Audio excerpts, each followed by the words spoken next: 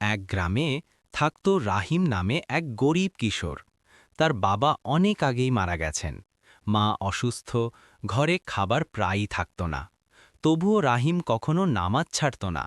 মায়ের সেবা করত মন দিয়ে। একদিন গ্রামের মসজিদে ঘোষণা হল, যে ব্যক্তি আল্লাহর রাস্তায় কিছু দান করতে চায় সে যেন এগিয়ে আসে।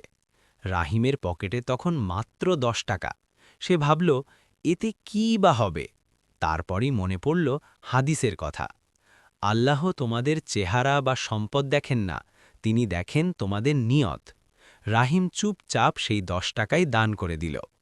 কয়েকদিন পর গ্রামের এক ব্যবসায়ী রাহিমের সততা দেখে তাকে কাজের সুযোগ দিল। অল্পদিনেই রাহিমের জীবন বদলে গেল। মায়ের চিকিৎসা হল, সংসারে সচ্ছলতা এলো। একদিন সেই ব্যবসায়ী জিজ্ঞেস করল, তুই এত সৎ কেন? রাহিম হেসে বলল, আমি শুধু আল্লাহকে খুশি রাখতে চাই। শিক্ষা, মা, টাকার পরিমাণ বড় নয়, নিয়ত বড়।